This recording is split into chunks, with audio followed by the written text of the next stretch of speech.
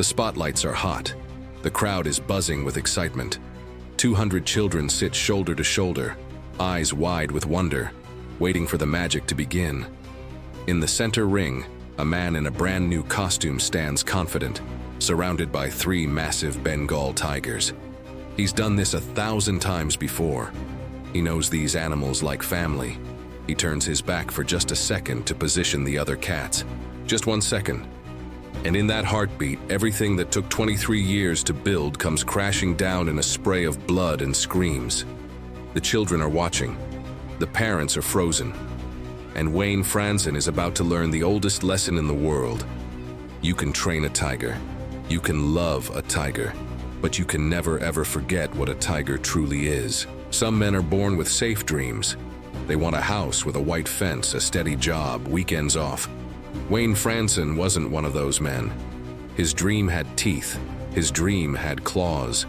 His dream required 16-hour days, 30,000 miles of road, and the kind of courage most people only see in movies. Wayne didn't want ordinary. He wanted wonder. He wanted to bring magic to small towns, to see children's faces light up when an elephant walked by, to hear the gasps when a tiger leaped through a flaming hoop. And for 23 years, he lived that dream. But dreams come with a price, and sometimes that price is paid in full when you least expect it. Wayne Franzen was born on July 15, 1946, in the quiet wilderness of northern Wisconsin. It was a place where snow fell heavy in winter and mosquitoes ruled the summer. Life moved slow. People worked hard. Kids grew up hunting, fishing, knowing the woods better than any textbook. But Wayne wasn't content with quiet. Even as a boy, he was fascinated by animals, not the deer and rabbits everyone else hunted, but the exotic, the extraordinary, the dangerous. While other kids dreamed of being firefighters or astronauts, Wayne dreamed of elephants, of lions, of a world beyond the tree line. There was something in his blood, something restless and wild that couldn't be satisfied with the ordinary rhythm of small-town life. He became a teacher first, an industrial arts instructor at Stevens Point High School in Wisconsin. He was good at it too. Students liked him. He had that spark, that energy that made kids actually want to show up to class. Wayne wasn't like other teachers who droned on from textbooks. He made things come alive. He taught kids how to work with their hands, how to build things, how to solve problems. But every night when the school bell rang and the kids went home, Wayne would sit at his desk and stare out the window. He was teaching kids how to build birdhouses and work with wood, but his mind was somewhere else entirely. It was under the big top. It was in the roar of the crowd. It was in the smell of sawdust and popcorn and wild animal musk. He was saving every dollar he could, stashing away his teacher's salary, paycheck by paycheck, year after year. He wasn't saving for a car or a house or a comfortable retirement. He was saving for an elephant. By 1974, Wayne had saved enough. He walked away from teaching. His colleagues thought he was crazy. Some tried to talk him out of it. You have a good job, Wayne. Steady income, benefits. Why would you throw that away? His family worried. His friends shook their heads. But Wayne didn't care. He couldn't explain it to them. How do you explain a dream that burns so hot it keeps you awake at night? How do you make someone understand that teaching kids to build shelves wasn't enough when there was a whole world of wonder waiting out there? He bought his first elephant, gathered a small crew of dreamers just like him, people who understood that life wasn't about safety, it was about passion. And on June 24, 1974, in the tiny town of Rosholt, Wisconsin, the Franzen brothers' Circus held its very first performance. It wasn't much at first. 3 trucks, a handful of performers, a dream stitched together with hope and duct tape. The tent leaked when it rained. The animals were still getting used to their routines, but it was real. It was his. And it was only the beginning. Wayne worked like a man possessed. 16-hour days became normal. 18-hour days weren't unusual. He wasn't just the owner. He was the trainer, the promoter, the problem solver, the mechanic, the guy who fixed the trucks when they broke down at 3 in the morning on some lonely highway in the middle of nowhere. He drove through blizzards and heat waves. He negotiated with town officials and church groups. He trained animals with a patience that seemed almost supernatural. And he loved every second of it, every mile of road, every setup and teardown, every child's face that lit up when the elephants marched into the ring. By 1984, just 10 years in, the circus had exploded from 3 trucks to 10. They were performing 250 dates a year, rolling through 22 states, bringing joy to towns that never saw anything more exciting than a Friday night football game. Small farming communities, coal mining towns, places where life was hard and entertainment was scarce. Wayne's circus brought them magic. The Franzen brothers' circus became known for its animal acts. Wayne had a gift. He could read animals in a way most trainers couldn't. He understood their moods, their fears, their quirks. He didn't use whips and chains and cruelty like some of the old-school circus trainers. He used patience, repetition, reward, respect. His elephants were gentle giants who painted pictures and played basketball. His llamas wore costumes and walked in formation. But the tigers, those magnificent Bengal tigers, they were the crown jewels of the show. Wayne had assembled a collection of these massive cats, each one weighing between 300 and 400 pounds, each one a perfect specimen of orange and black striped power. When those tigers entered the ring, the audience fell silent. Kids gripped their parents' hands. Adults held their breath. There's something primal about seeing a tiger up close. Something that reminds you that humans aren't the top of the food chain. Not really. Not when you're face to face with 400 pounds of muscle and teeth. Wayne had a way with those tigers that seemed almost supernatural. He could read them, understand them. He treated them with respect, not cruelty. He believed that if you loved an animal, if you cared for it properly, fed it well, gave it space and enrichment, it would love you back. And for years it seemed like he was right. His tigers performed flawlessly. They jumped through hoops. They stood on pedestals. They walked beside him like oversized house cats. People would watch in awe and whisper, "How does he do it? Isn't he afraid?" But Wayne never looked afraid. He looked like he was exactly where he belonged, like he was born to stand in that ring with those magnificent predators. He moved with confidence, with grace, with the kind of certainty that comes from doing something thousands of times. He knew their names, their personalities, their favorite treats. He talked to them like they were family. And maybe, in his mind, they were. But behind the magic, behind the applause and the cotton candy and the wonder, the circus world was dying a slow death. The golden age of the American circus was long gone. In 1900, there were 125 circuses traveling across America. Massive operations with hundreds of performers, dozens of animals, trains full of equipment. The circus was the biggest entertainment spectacle most Americans would ever see. But by 1997, there were only 20 circuses left. 20. The world was changing. Kids had video games and cable TV. Families had theme parks with air conditioning and safety regulations and insurance policies. The old-fashioned traveling circus, with its dirt floors and canvas tents and wild animals, was becoming a relic, a curiosity, something people remembered from their childhood but didn't necessarily want for their own kids.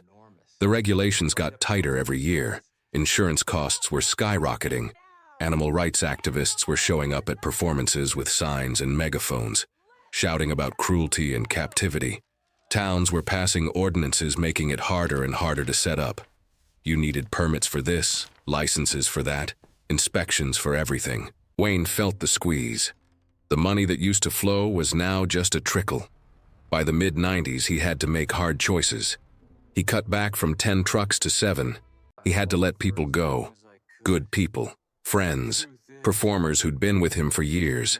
It broke his heart, but he had no choice. The bills kept coming and the audiences kept shrinking. In 1996, the circus was in real crushing debt.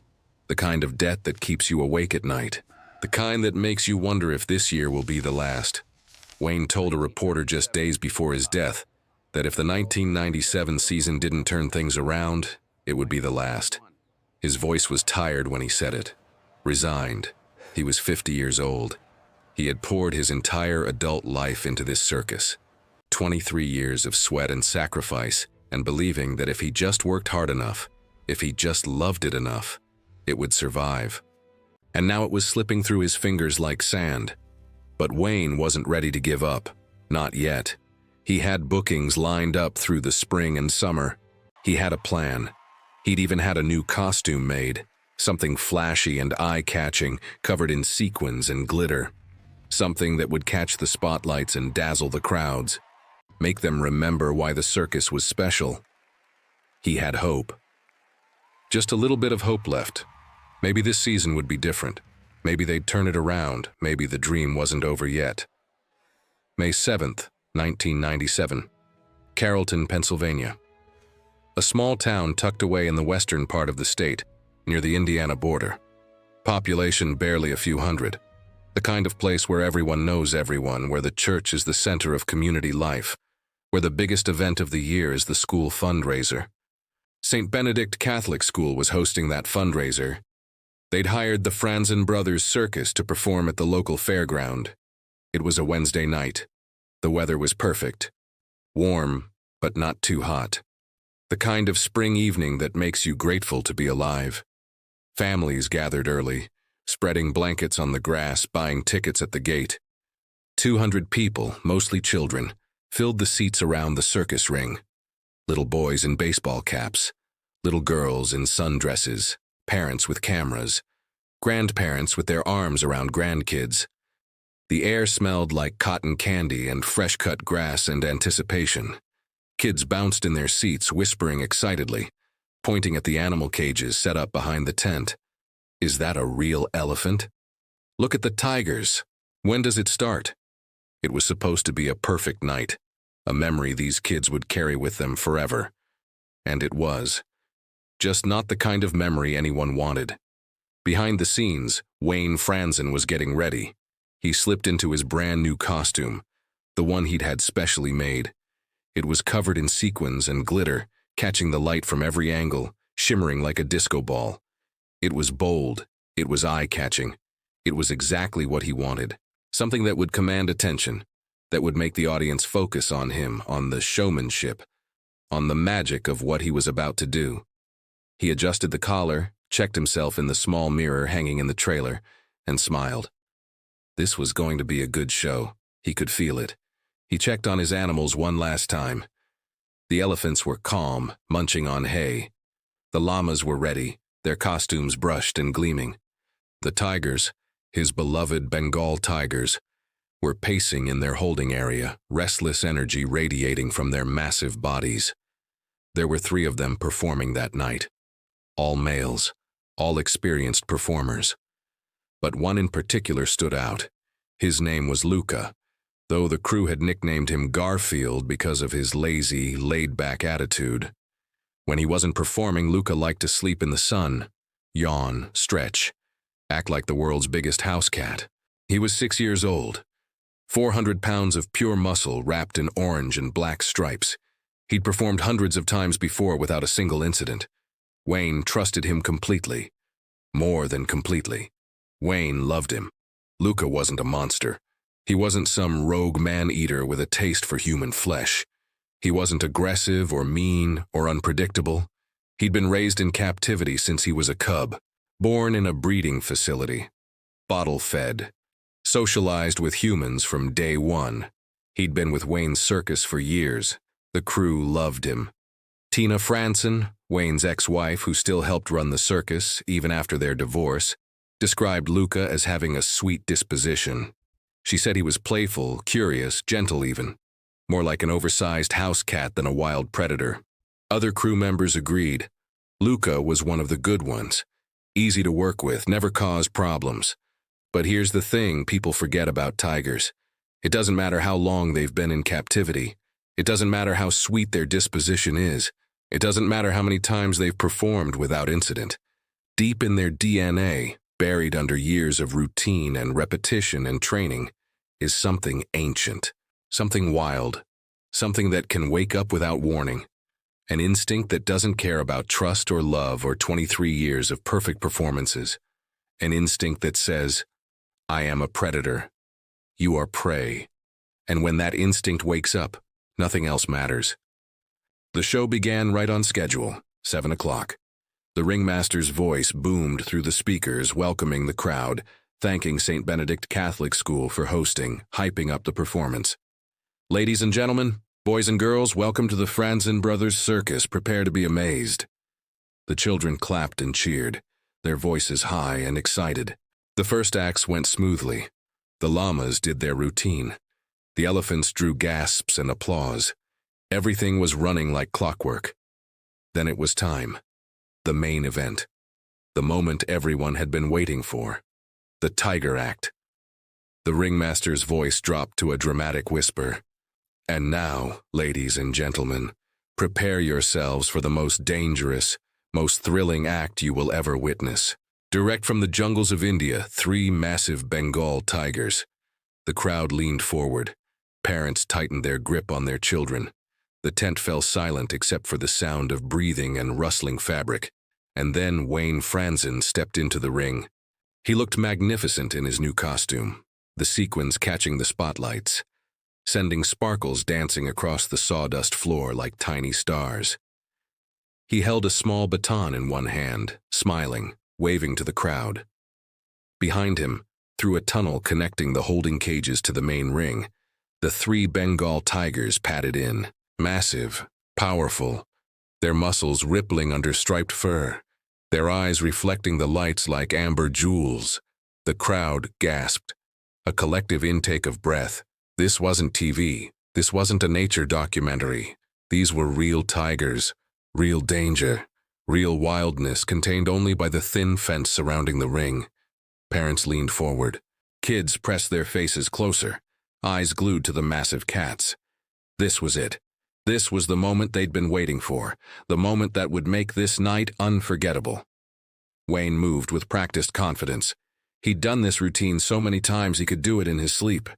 He spoke to the tigers in calm, firm tones, commands they'd heard 1,000 times. Luca, pedestal. Tiger 2, pedestal. Come on, boys. He used the baton to guide them, not hitting them, just pointing, directing. The first tiger moved to its designated pedestal, a raised platform painted red. The second tiger followed, taking its position. Everything was going exactly as planned. The crowd watched in awe. This man was standing just feet away from 3 of the world's most dangerous predators, and he looked completely relaxed, completely in control. Wayne turned his back to the audience for just a moment, focusing on seating the 3rd tiger. It was a routine move, something he'd done countless times. A simple turn to position the animal, to make sure everyone was where they needed to be before the performance really began. Just a second, maybe 2. That's all it took. Maybe it was the new costume. Maybe the glitter and sequins caught the light in a way that Luca had never seen before. Maybe it triggered something deep in his predatory brain, some instinct that said, "That's not my trainer.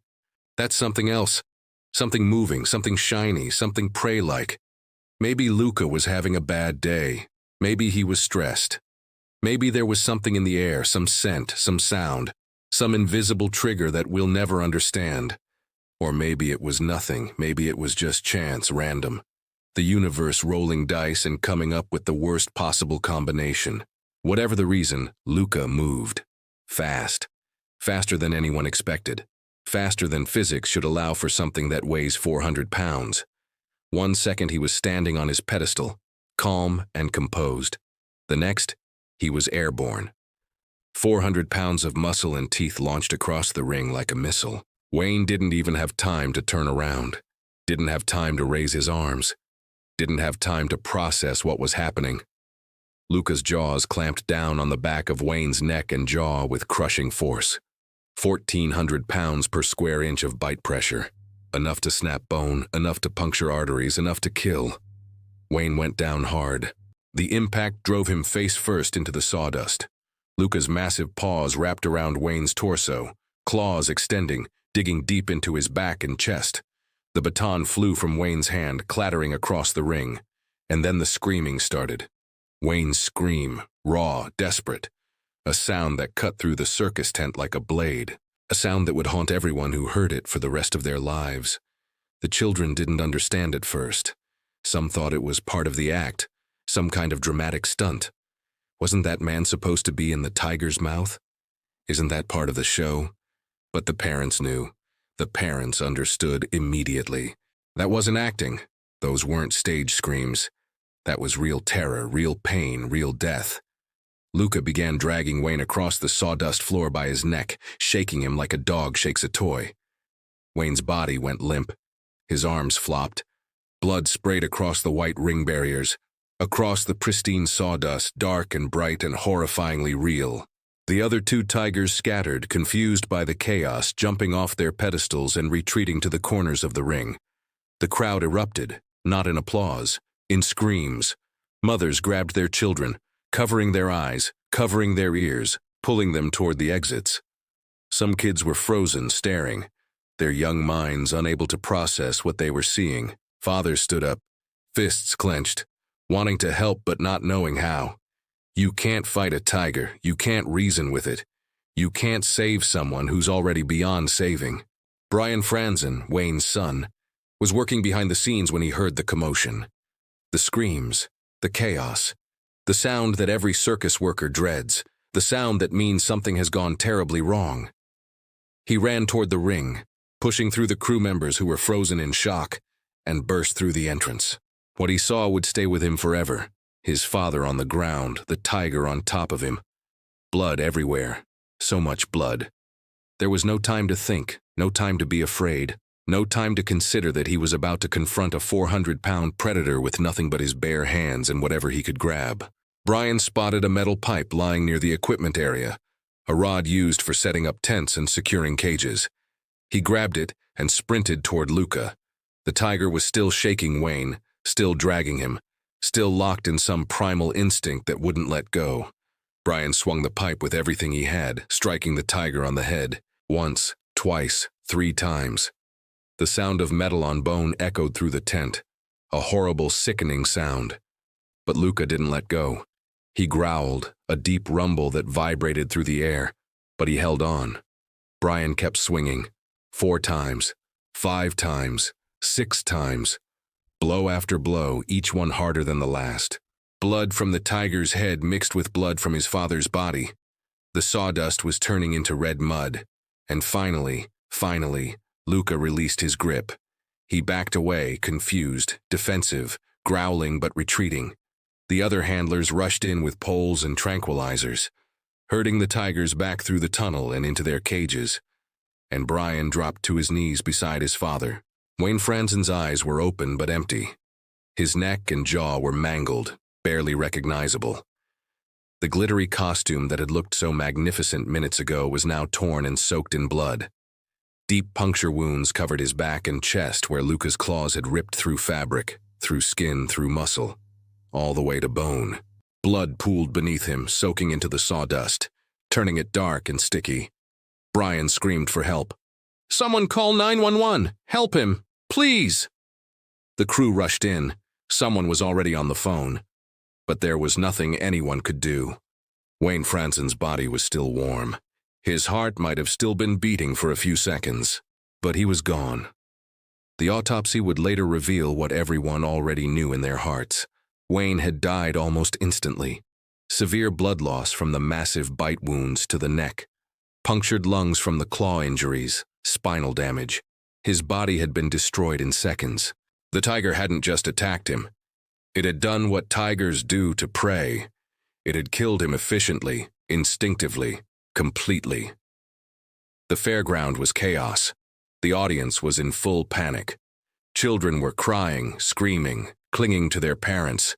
Some had seen everything, every horrible second. Others had been pulled away just in time, dragged toward the exits by parents who moved faster than they'd ever moved in their lives. But even the ones who didn't see it, they heard it. The screams, the commotion, the sudden shift from wonder to horror. The Reverend Blaine Resco from St. Benedict Catholic School tried to calm people down, tried to restore order, but his own voice was shaking. His own hands were trembling. He would later tell reporters, they tried to beat him off, but they couldn't get him off until he was dead. The little girl that was the announcer was very disturbed. She was in the ambulance crying. That little girl, no older than 12 or 13, had been standing at the edge of the ring, microphone in hand, ready to announce the next part of the act. Instead, she'd watched a man die.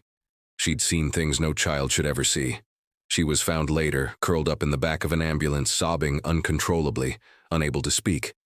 Emergency counseling services were set up immediately. Therapists, grief counselors. But how do you counsel a child who just watched a man get killed by a tiger? How do you explain that kind of violence? That kind of horror? How do you make sense of something that makes no sense at all? The fairground cleared out fast. Families stumbled to their cars in stunned silence, parents holding their children close, whispering reassurances that they didn't really believe themselves. "It's okay, honey. It's over now. Everything's going to be okay." But nothing was okay. Some kids asked questions their parents couldn't answer. "Why did the tiger do that, Mommy? Is the man going to be okay, Daddy? Will the tiger get in trouble?" The parents didn't know what to say. They'd seen the blood. They'd heard the screams. Wayne Franzen wasn't going to be okay. He was gone. And the tiger? What do you do with a tiger that kills someone? What's the right answer? Federal and county wildlife officials arrived within hours. Luca was placed under quarantine, locked in his cage, while investigators tried to piece together what had happened. There was talk of putting him down, euthanizing him, but the circus crew begged them not to. "It wasn't Luca's fault," they said. "He's not a bad tiger. He's not aggressive. Something just went wrong. He's just a tiger." And that was the truth, wasn't it? Luca wasn't a villain. He was just a tiger, doing what tigers do.